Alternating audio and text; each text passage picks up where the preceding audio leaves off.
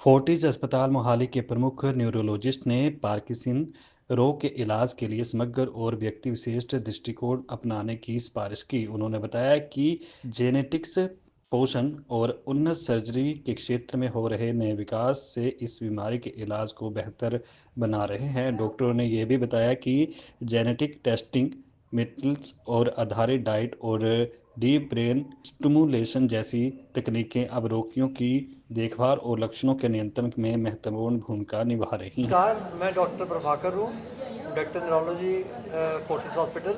ये डॉक्टर निश्चित है, ये हमारे सीनियर न्यूरोलॉजिस्ट हैं, और डॉक्टर रवनीत, ये हमारी जेनेटिस्ट हैं, और डॉक्टर अनुपम जिंदल हमारे न्यूरो सर्जन हैं, जो कि बाकी न्यूरो सर्जरी के साथ साथ पार्किंसन की सर्जरी भी करते हैं।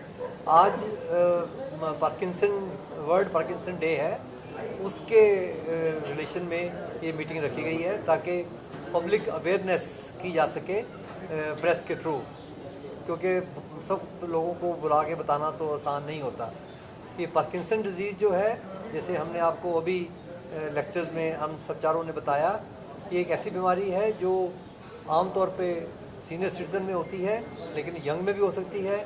40 से नीचे को हम यंग ऑनसेट कहते हैं, ऑर्डिनरी को हम 60 से ऊपर कहते हैं। और जब ये जो बीमारी आती है तो इंसान स्लो हो जाता है, बेंड हो जाता है, उसमें कुब्बापन आ जाता है, और बोलने में दिक्कत होती है, खाना खाने में दिक्कत होती है, ट्रेमर आ जाते हैं, और डेली काम जो है वो नहीं होता। तो ज़िंदगी जो है वो एक कष्ट वाली ज़िंदगी लगने लग जाती है। और इसको अगर जल्दी बीमारी को पता लग जाए तो हमारे पास मेडिसिन हैं, हम उनकी डाइट को कंट्रोल कर सकते हैं, और हम सर्जरी कर सकते हैं ताकि उनकी जो फर्दर लाइफ है वो प्रॉपर रहे और उनको normal day to day work में कोई दिक्कत ना आए। पार्किंसन डिजीज़ तो एक ही तरह की होती है जिसको कि डिजनरेशन ऑफ द ब्रेन होता है। तो अगर ऑर्डिनरी पार्किंसन कहते हैं तो ऑर्डिनरी पार्किंसन को तो 60 साल से ऊपर होता है। यंग ऑनसेट पार्किंसन है वो 40 साल से नीचे होता है। एक जिनमें माता पिता को या भाई बहन को पार्किंसन होता है, जिसको हम फैमिलियल पार्किंसन कहते हैं, वो 10, 12, 15, 14 साल में भी आ जाता है, लेकिन वो रेयर होता है। पहचान, पार्किंसन की पहचान तो आपको डेली एक्टिविटी से पता लगेगी। अगर पेशेंट जो है वो आगे कंप्लेंट करता है कि जी मैं स्लो हो गया, जी आगे मैं अच्छा लिख पाता था, मैं लिख नहीं पा रहा, उसके हैंडराइटिंग बैंक में नहीं माफक आ रहा, वो नहीं मिल रहा, रोटी खाते खाते वो उसके हाथ हिलता है, चम्मच नहीं ले पा रहा, कपड़े ख़राब हो जाते हैं, तो ये पहला सिम्टम होता है। दूसरा सिम्टम होता है कि जी पेशेंट बोलता नहीं है, जी वो अकेला ही घर में बैठा रहता है। तो ये डिप्रेसिव सिम्टम जो है, ये भी एक पार्किंसन का इनिशियल सिम्टम हो सकता है, क्योंकि इसका मैकेनिज्म वही है जो डोपा की कमी है। अब डोपा की कमी जो है वो मूवमेंट भी करेगी, डिप्रेशन भी करेगी, कॉन्स्टिपेशन भी करेगी। सोल्यूशन इसका एक ही है कि आप जल्दी डायग्नोज करो और जल्दी उसका इलाज शुरू करो। कोई ऐसी दवाई नहीं बनी है जो कि इसको प्रिवेंट कर सके, ठीक है, नहीं किया जा सकता। अगर होना है तो होना ही है। सो पब्लिक को अवेयर यही करना है कि अगर होता है तो जल्दी ट्रीटमेंट लो। अगर ट्रीटमेंट ले रहे हो तो जैसे डॉक्टर साहब ने बताया कि उसको खाली पेट लेना है। डॉक्टर निश्चित ने यही तो बताया आपको कि अगर पब्लिक को हम यही बता सकते हैं कि भैया खाने के 2 घंटे बाद या खाने से घंटा पहले दवाई खाओ, तो आधा पर्पज़ हमारी दवाई का सॉल्व हो जाता है। ये जो हम आपको बता रहे थे कि डिप्रेशन होता है या कॉन्स्टिपेशन होती है, ये सब हमारे हार्मोन से होती है।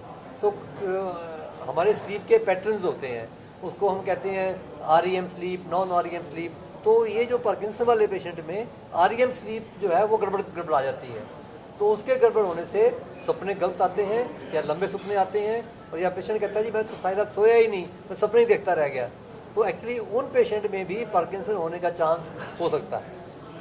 ऐसे होता है, हर एक डिप्रेशन पेशेंट को पार्किंसन नहीं होता, लेकिन large number of Parkinson patient को डिप्रेशन होता है। इसका जो दवाइयाँ हैं बहुत सस्ती हैं, और रूटीन दवाई का जो है वो आपका एग्जैक्ट प्राइस तो पता नहीं है। अफोर्डेबल है, कई दवाइयाँ तो इसकी सरकार देती भी है, तो लेकिन इसका खर्चा अगर आप 1 महीने की बात, सिंडोपा जो मेन ड्रग है अगर आप वो लेंगे, जो सब्सिडाइज ड्रग है, गवर्नमेंट ने असेंशियल ड्रग लिस्ट के अंदर डाला हुआ है, तो 40 या 50 रुपये का पत्ता आएगा, तो आप लगा दीजिए कि 1500-2000 से ऊपर खर्चा नहीं आता महीने का, बता रहा हूँ आपको। तो पार्किंसन की दवाइयाँ अफोर्डेबल हैं, गवर्नमेंट ने उनको रेगुलेट करके रखा हुआ है। और आपके हॉस्पिटल का कितना खर्चा है? दवाई का तो कोई खर्चा नहीं आता। ट्रीटमेंट देते होंगे आप लोग? देखो ऐसे है, सर्जरी में मेन कॉस्ट इम्प्लांट का है, जो मशीन है एक्चुअली वो भी इंडिया में आती नहीं है, वो सिर्फ 3 अमेरिकन कंपनीज बनाती हैं। वो अभी मैनेजराइजेशन जो जितनी है वो शायद हमारी कंट्री में भी स्टार्ट हो जाएगी शॉर्टली, पर अभी वो बाहर से आती हैं, तो उस पर बिकॉज ऑफ जो टैरिफ आजकल काफ़ी अंदर डिस्कशन में है, उसकी वजह से रेट ज़्यादा है। भगवान का नाम और ध्यान घर में रहेगा हर वक्त। सकारात्मक प्रभाव वेदाक्ष धूप बत्ती से।